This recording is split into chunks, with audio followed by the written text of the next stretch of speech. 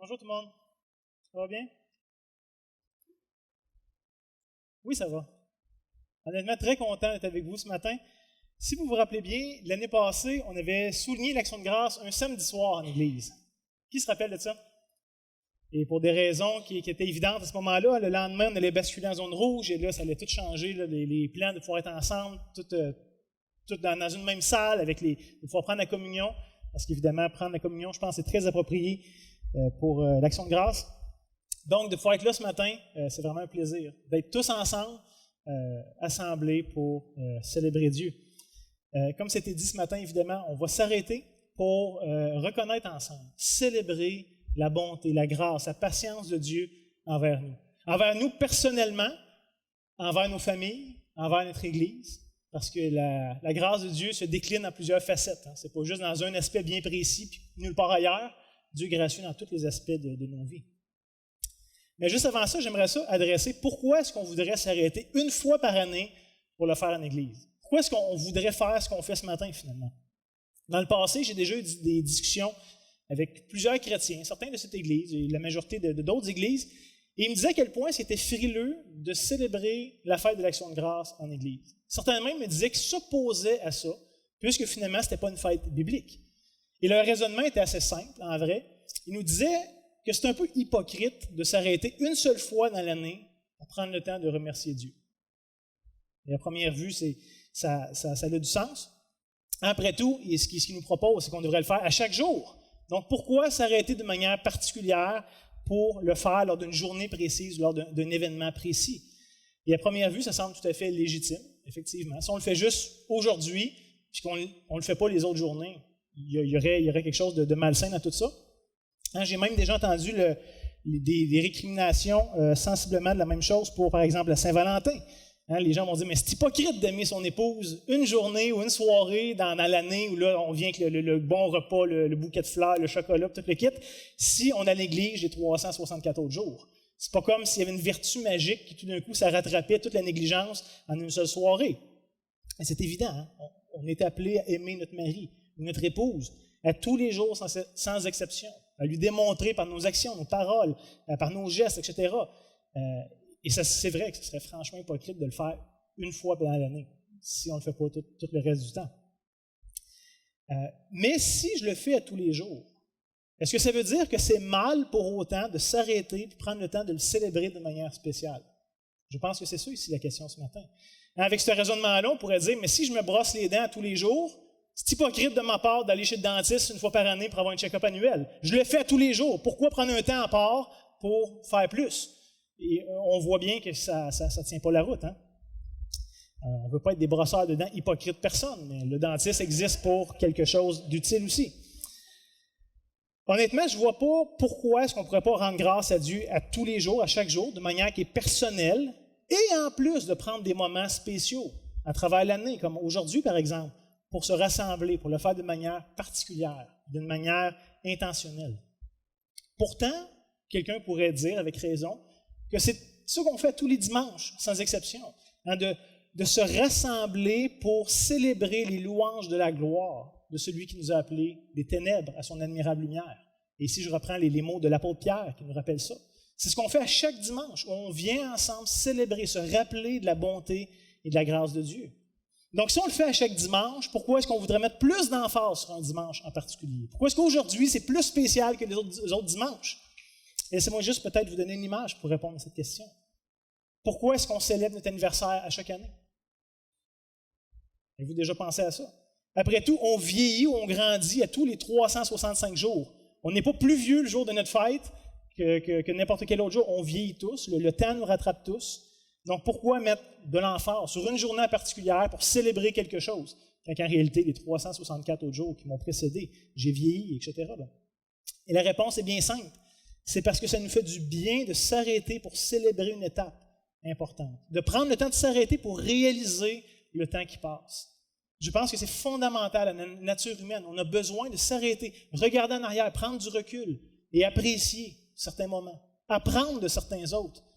Et en vrai, quand on lit les Écritures, il semble que ces moments-là soient très importants pour Dieu aussi. On le voit dans le peuple d'Israël où Dieu va lui commander 7 fêtes durant l'année, 7 moments où ils s'arrêtaient pour se rappeler, pour faire le point, pour voir où ils en étaient comme nation, comme peuple, comme individu. Et certaines de ces fêtes duraient une journée, des fois d'autres une semaine, et un petit peu plus même des fois. Donc, il semble que c'est important pour Dieu. Et c'était vrai pour le peuple de l'Ancien Testament, et c'est aussi vrai pour le peuple de l'Église aujourd'hui, où Dieu met des mémorials réguliers pour qu'on s'arrête, qu'on se rappelle, qu'on réfléchisse, qu'on s'en remette en question sur comment est-ce qu'on le suit. Donc, il y a quelque chose, je suis convaincu, qui est très bon pour l'être humain, de s'arrêter pour souligner des choses et des moments importants de la vie. Donc, ce matin, je vous encourage vraiment à prendre l'occasion de vous arrêter. Pas que ce dimanche est plus spécial ou qu'il est plus béni que les autres, c'est pas ça le point, mais de vous arrêter vous aussi pour souligner, célébrer la bonté de Dieu. Pas au détriment de le faire demain, puis après-demain, puis à tous les autres jours de votre vie, c'est pas ça le point, mais de voir ce dimanche comme une opportunité particulière de s'arrêter pour reconnaître, pour apprécier la bonté de Dieu. Maintenant, la question, c'est, mais qu'est-ce qu'on a célébré dans la dernière année? C'est une année qui a été assez difficile, assez éprouvante à plusieurs niveaux pour probablement tout le monde sans exception. Ça n'a pas été une année évidente. Ça n'a pas été une année où il y a eu souvent des... Tu sais, il n'y a pas personne, je pense, qui va s'ennuyer de 2020 ou de 2021. T'sais, on ne dira pas comme dans le bon vieux temps en 2020, je ne suis pas sûr que ça va nous rester. Hein? Malgré qu'il y aurait pourtant des dizaines de raisons de célébrer Dieu uniquement pour ce qu'il a fait pour nous aujourd'hui. La parole nous dit que ses bontés se renouvellent à tous les jours. Mais par contre, aussi, la réalité, c'est que parfois, ça peut être plus difficile de le faire lorsqu'on n'a pas un cadre de référence plus grand. Hein, souvent, on a cette capacité naturelle de se centrer sur les problèmes, sur qu'est-ce qui ne marche pas. Plutôt que tout voir ce qui marche bien, s'il y a une chose qui nous achale, c'est sur ça qu'on va stresser, c'est sur ça qu'on va focusser. La réalité, c'est que ce n'est pas toujours évident pour les pécheurs que nous sommes de savoir compter, de savoir apprécier les bontés de Dieu, qui, comme je disais, se renouvellent pourtant à chaque jour, à chaque matin. Malheureusement, peut-être encore plus dans notre société d'abondance, où on manque réellement de rien. Ça peut être nettement plus difficile à remarquer, parce qu'on prend ces choses-là pour acquis. Il y a des millions, peut-être même des milliards de personnes sur Terre. S'il y avait ce qu'on avait, ce serait une action de grâce immense à tous les jours. Mais nous, parce qu'on les a, puis qu'on est habitués, puis que c'est commun, on perd de vue que c'est une grâce et que ça nous vient de Dieu. Donc, ce que j'aimerais faire ce matin, c'est de nous faire réaliser que cette année, on a célébré les 10 ans de l'Église. Et j'aimerais qu'on puisse regarder la grâce de Dieu à travers les dernières années. Pas juste à travers un moment, un épisode ou quelque chose, mais de voir la bonté de Dieu dans nos vies d'une manière un peu plus large que nous-mêmes. Ainsi, vous êtes ici depuis le début, depuis les 10 dernières années, vous savez très bien que c'est un miracle en soi et qu'on ne devrait pas être là. C'est juste le fait qu'on soit ici 10 ans plus tard, pour moi, témoigne hors de tout doute de la bonté, de la fidélité, de la puissance de Dieu envers son peuple. Mes chers frères, mes chères sœurs, laissez-moi juste ce matin vous rappeler, redéclarer encore une fois que Christ construit son Église. Et évidemment, c'est vrai que pour l'Église avec un grand E, l'Église universelle de tous les croyants, de tous les temps, de toutes les langues, de toutes les cultures, c'est vrai, Christ construit cette Église-là. Depuis sa mort jusqu'à son retour, c'est cette Église qui va avoir été construite. Mais aussi à la fois d'une manière locale, d'une manière manifeste, de l'Église temporelle, des églises locales dont nous faisons humblement partie. Christ construit la grande Église avec un grand E à travers ces églises qui se succèdent au fil du temps et qui se répandent de par le monde. Donc ce matin, je n'ai pas le temps de faire une liste exhaustive de toutes les embûches qu'on a eues jusqu'ici. Ça aurait pu être assez long, mais prenez note que littéralement chacune de ces choses-là que je vais mentionner aurait pu être suffisant pour nous empêcher d'être ici ce matin. Et comme je vous dis, il y en a quelques-unes seulement. Mais pour ceux qui êtes là depuis le tout début, ça va être un rappel pour ceux qui nous ont joints. Entre-temps, vous allez peut-être apprendre 2 ou 3 choses. Mais je vous rappelle qu'au tout début, on a eu une grande difficulté. Trouver des emplacements de location. On veut implanter une église, on veut enraciner une église, et il n'y a pas moyen d'être à une place fixe. On est toujours promené d'un bord puis de l'autre. En 2 ans, on a fait 11 à 12 places de location, un peu partout sur le grand territoire. C'est assez épuisant. On n'est pas parti avec tout ce qu'on avait besoin, on est parti avec de faibles ressources, qui étaient très limitées, qu'on avait à notre disposition à ce moment-là. On a eu des difficultés énormes pour trouver un terrain, avoir les droits, les permis de construction, etc. Ça n'a pas été facile, ça n'a pas été évident, ça n'a pas été juste de quoi qui se faisait naturellement, puis ça coulait, puis il y a eu des portes ouvertes, des portes fermées, des remises en question, il y a eu toutes sortes de choses qui se sont faites. Le fil à retordre qu'on a eu avec la ville, avec Hydro-Québec, je vous rappelle qu'on a tout construit ça ici à la génératrice. Les premiers cultes qu'on a eus, se sont faites à la génératrice. On n'était pas plugués à l'électricité. C'était tout un défi, toute une aventure. L'impossibilité d'avoir le financement nécessaire pour se lancer dans le projet de construction. On n'était pas solvable techniquement. Il nous manquait de l'argent pour avoir un prêt qu'on avait besoin minimalement pour être capable de vivre. Et malgré les dons extérieurs, malgré les efforts de vous tous, il manquait, si je ne me trompe pas, de 100 ou 120 000 $. Et là, la date limite approchait pour signer, puis là, ça ne marchait pas. Et finalement, Dieu a ouvert les portes d'un donateur au Canada qui a entendu parler du projet d'une manière ou d'une autre.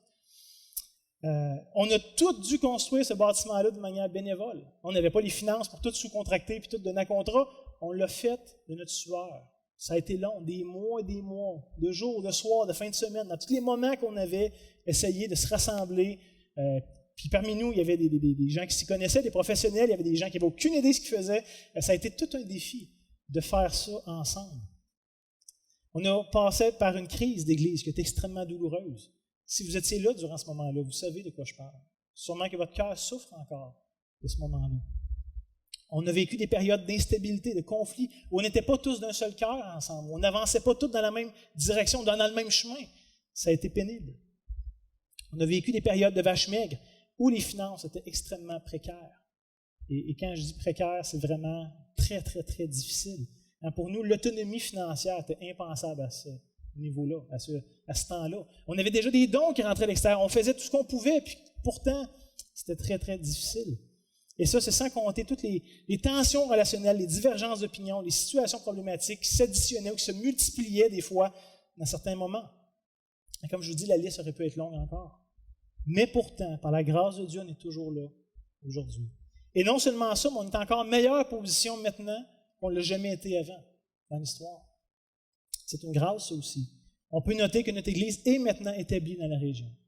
Et que surprenamment, elle a un rayonnement qui nous dépasse. Et qui dépasse ce qu'on pourrait s'attendre. Il y a des gens qui nous regardent, il y a des gens qui font appel à nous, qui entendent parler de nous. On ne réalise pas ça, mais une fois de temps en temps, on a un écho de ça. On a un bâtiment qui est maintenant extrêmement polyvalent, qui nous a permis de faire face à tous les aléas de la pandémie, tous les changements de règles et toutes les surprises de semaine en semaine que ça nous occasionnait. Le bâtiment, finalement, Dieu l'avait prévu pour être capable de traverser des moments comme ça. Par la grâce de Dieu, on est maintenant financièrement autonome, au point d'être capable maintenant de commencer à redonner à notre tour. À la communauté, on parlait de la pergola, du jardin communautaire, de redonner à notre association, de donner pour la formation d'ouvriers. On est capable, très humblement, on n'est pas au-dessus de nos moyens, on n'est pas multimillionnaire, mais on n'est pas juste capable de maintenant suffire à nous-mêmes, on est capable de bénir d'autres. Et ça, c'est une grâce de Dieu. On a maintenant des bons liens avec la ville, avec certains organismes locaux, ce qui était impensable dans le temps, qui a commencé très difficilement. Maintenant, par la grâce de Dieu, ça a changé. On a un conseil d'anciens qui est en bonne santé en ce moment, et même en croissance. Je vous rappelle, on a 3 observateurs sur le conseil qui sont là pour s'ajouter éventuellement. Beaucoup d'autres qui poussent en arrière. Donc, on est en bonne situation. Je l'ai dit comme ça un peu à la blague, mais ça reste un gros défi, là. Mais on a le privilège d'avoir trop de gars en formation dans l'Église, où ça demande beaucoup de temps, beaucoup de ressources, où il y a des églises qui ont de la misère, ils peinent à en avoir un. On en a comme 8, puis on ne sait plus quoi faire avec. Puis il y en a d'autres qui poussent puis qui aspirent. Et d'ailleurs, pour beaucoup d'entre eux, les derniers mois ont été extrêmement propices à se développer puis à croître. On a une alliance relationnelle maintenant qui nous aide à vivre nos relations d'une manière beaucoup plus saine, d'une manière beaucoup plus centrée sur l'Évangile. Et ça aussi, ça a été toute une grâce, tout un baume dans nos relations. Je pense à paix. Et là, je ne le vois pas bien, je ne le lirai pas, parce qu'il est peut-être trop petit, mais prenez le temps de relire cette alliance-là qui est extraordinaire, qui nous permet de vivre l'Évangile ensemble. Et finalement, on a eu le privilège de voir dans les 2 dernières années plusieurs conversions, plusieurs baptêmes. Vous vous rappelez, l'automne passé, presque à pareille date, on commençait à avoir 7 baptêmes. Et il y en a d'autres qui vont suivre prochainement, ce n'est pas fini. Dieu continue d'être à l'œuvre. Et si je prends le temps de tout nous dire ça, c'est pas pour qu'on s'assied sur nos lauriers, qu'on s'enorgueillisse, qu'on se lance des fleurs, et qu'on est donc bon, et qu'on a été patient, et qu'on est sage, et qu'on est intelligent. C'est pas ça le point. Si je vous dis ça, c'est qu'on réalise à quel point Dieu a été bon pour nous, pour nos familles, pour notre Église, pour notre région. C'est littéralement un miracle qui n'aurait jamais dû avoir lieu, et pourtant nous voici, 10 ans plus tard, à célébrer ça. Et je dis ça, puis pourtant, je ne sais pas de quoi demain va être fait. Peut-être que le plus dur est encore à venir. Qui sait? J'espère pas, bien honnêtement, mais qui sait? On ne sait pas de quoi demain va être fait. Mais avec ce qu'on a vu Dieu agir derrière nous, il y a une chose qu'on peut savoir par contre, c'est que la bonté, la fidélité, la grâce surabondante de Dieu va nous accompagner. C'est pas conditionnel. Dieu est bon et il nous le rappelle de toutes sortes de manières. Et juste avant qu'on prenne les éléments ce matin, vous devriez avoir reçu un petit cop. Si vous ne l'avez pas, là, peut-être, René, y aurait-il moyen de distribuer ceux qui ne l'auraient pas eu? Et on ne le prend pas tout de suite, ouvrez-le pas. Et je voulais juste m'assurer que tout le monde l'ait reçu. Tout le monde en a un? Il devrait être dans le hall d'entrée normalement. Est-ce qu'il en manque? Tout le monde en a eu un? OK, dans le fond, OK. Mais gardez votre main levée, René va les distribuer. Mais juste avant qu'on prenne les éléments, j'aimerais simplement prendre le temps avec vous de vous dire à quel point je suis reconnaissant pour ce que Dieu a fait parmi nous durant la dernière année.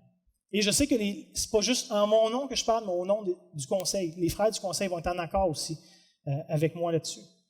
Pas cette semaine, mais l'autre d'avant, on avait une réunion de conseil. Et j'ai demandé aux gars, j'ai dit, qu'est-ce qu'on va faire pour l'Action de grâce? Quel angle on veut aborder? Qu'est-ce qu'on veut souligner avec cette fête-là? Et naturellement, un quart de seconde, Will et Yvonne, c'est venu à leur tête, et ils ont dit ceci. Ils m'ont naturellement exprimé leur joie de voir comment est-ce que notre petite Église a traversé la crise sanitaire de manière exemplaire. Pas de manière parfaite. Il y a des choses qu'on aurait pu faire différemment, des choses qu'on a appris. Malheureusement, on a perdu quelques joueurs. C'est l'exception, mais ça fait quand même partie de ça. Et je sais que ça nous fait mal et qu'on est un peu dans l'incompréhension. Donc, ça n'a pas été parfait. Mais comme Église, on l'a vécu, je pense, d'une manière exemplaire. Alors, lorsqu'on discutait de la célébration de l'Action de grâce, spontanément, le verset suivant est venu à l'esprit de Will. Et je pense que ça résume très bien l'attitude du conseil envers vous. Et ce que, j'espère, l'attitude que vous avez envers nous-mêmes, envers l'Église. Ça se lit en 1 Thessaloniciens, chapitre 1, les versets 2 à 4. Et juste avant de le lire, je vous rappelle que l'Église de Thessalonique n'était pas une Église parfaite. C'était une bonne Église, je pense qu'il y avait un bon fondement, mais Paul adresse quand même 2-3 petites choses qui avaient besoin d'être adressées.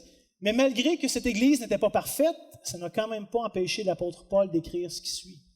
On lit « Nous rendons continuellement grâce à Dieu pour vous tous, faisant mention de vous dans nos prières, nous rappelant sans cesse l'œuvre de votre foi, le travail de votre charité, la fermeté de votre espérance en notre Seigneur Jésus-Christ devant Dieu notre Père.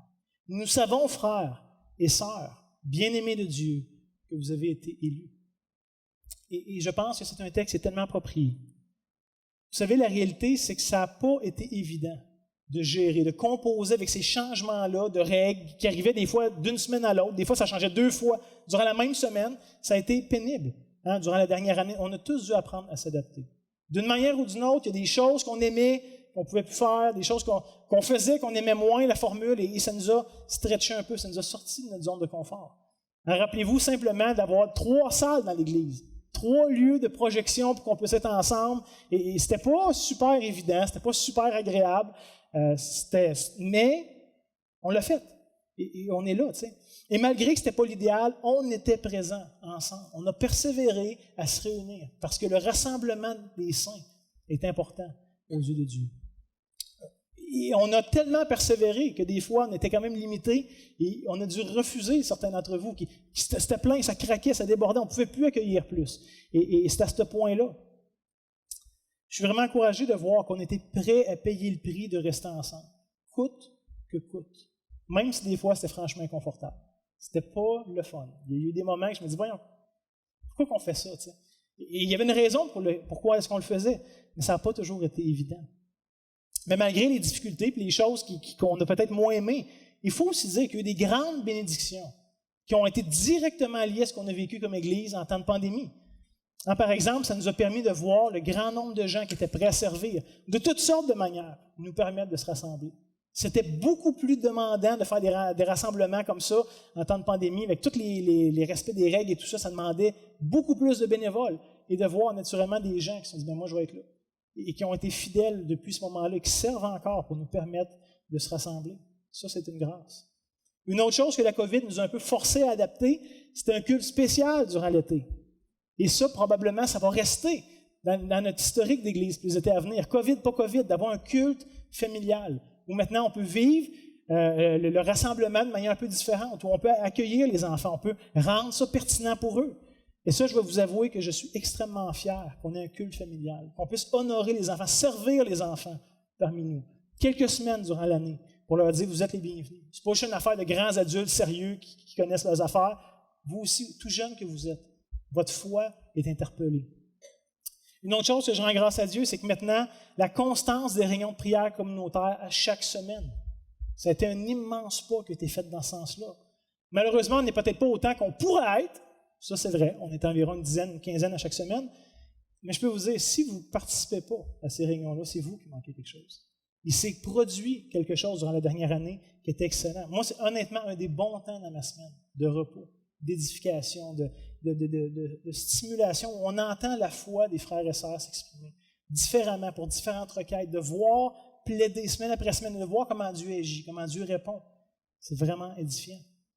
Et pour ceux et celles qui viennent régulièrement, même quand je préparais ça cette semaine, j'avais à cœur de dire, j'ai pu voir durant la dernière année une maturation dans la qualité, dans la profondeur de vos prières.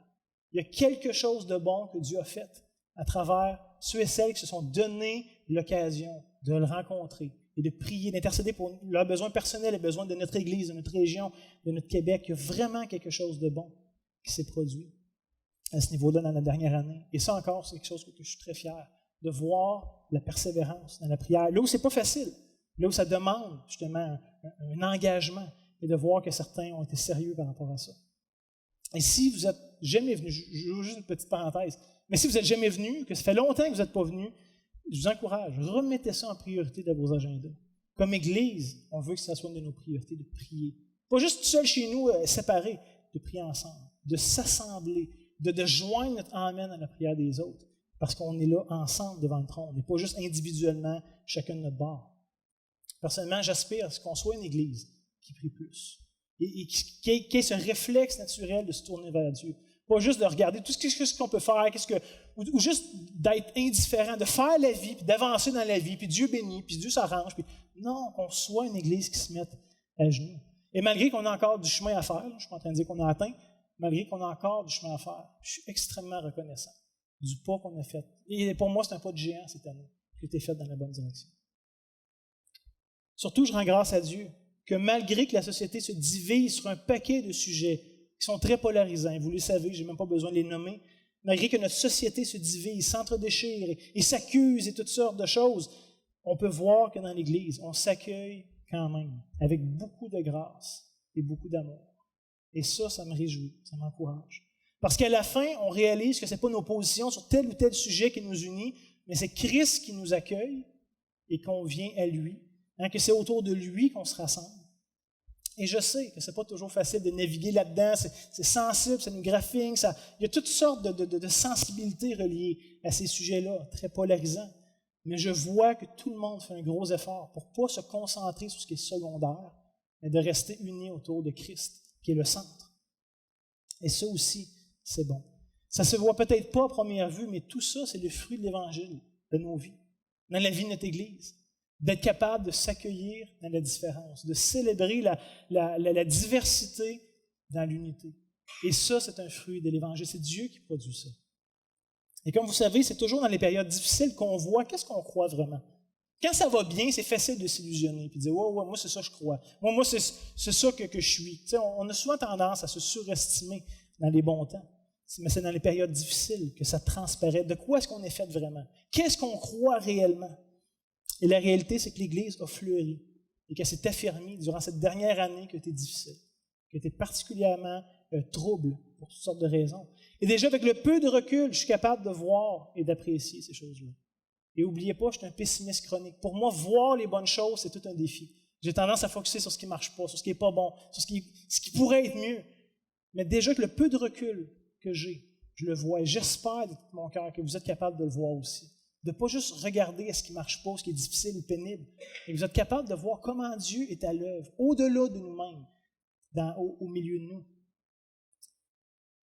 Et comme j'ai dit tantôt, toutes ces choses-là ne sont pas la démonstration qu'on est bon, fin et intelligent, et tellement spirituel. Ça nous démontre une chose, la grâce de Dieu au milieu, qui s'est engagé à construire son peuple et qui le fait, souvent même malgré nous, mais il le fait. Notre Dieu est fidèle. Donc, on n'a pas à se péter les bretelles et penser qu'on est meilleur que les autres, quoi que ce soit. C'est pas ça que je veux que vous repartiez avec ce matin. Ce qui nous a permis de traverser ça, c'est que malgré les défis des derniers mois, on est resté connecté au sceptre. Reprendre cette image bien connue de l'enseignement de Jésus, on est resté connecté à Christ. Et donc, par sa puissance, par son action en nous, on a pu porter du fruit pour sa gloire. Pas parce qu'on est tellement bon, je vous rappelle, parce que lui est bon, lui est fidèle, lui est puissant parmi son peuple. Et j'espère, encore une fois, que vous êtes capable de le voir et de l'apprécier. Vous savez, ce n'est pas quelque chose qui paraît un jour ou deux. Un fruit, ça n'apparaît pas un jour ou deux. La plante, là, il n'y a pas comme plein de feuilles, puis d'un coup, pouf, il y a un fruit qui apparaît. Ça prend du temps. Ça prend des jours, des semaines, des mois, dépendamment du fruit, du légume qui va en ressortir. Et dans l'Église, c'est un peu la même chose. Le fruit qu'on porte n'est pas instantané. Souvent, on essaie de regarder, est-ce qu'il y a eu un progrès depuis hier? On est déçu. Mais regardez depuis les derniers mois, depuis les dernières années. Et il y a des fruits qui m'apparaissent évidents. Pour moi, c'est une évidence que l'Évangile est à l'œuvre ici. Donc, c'est dans cette attitude de reconnaissance que j'aimerais vous inviter à prendre les éléments de la table du Seigneur ce matin. Parce qu'après tout, au-delà de toutes les bonnes choses que Dieu a faites parmi nous, qu'on peut célébrer, qu'on peut se réjouir, le repas du Seigneur nous rappelle une seule chose. C'est quoi? L'élément pour lequel on devrait être le plus reconnaissant, c'est Christ. C'est la croix. Le fait que Dieu soit venu, qu'il ait eu pitié de nous et qu'il soit venu porter nos fautes. Donc, on va fermer la rencontre. Il y a beaucoup d'actions ce matin et j'aimerais que le monde puisse s'en aller avec cette commission. Ainsi donc, comme vous avez accueilli le Seigneur Jésus-Christ, marchez en lui. Soyez enracinés et fondés en lui, affermis dans la foi telle qu'elle vous a été enseignée, et soyez-en riches en expérimentant votre reconnaissance à Dieu. Colossiens chapitre 2, versets 6 et 7. Que le Seigneur vous accompagne dans ces pensées-là qu'on vient d'être enracinés et fondés en lui. Bon dimanche à tous.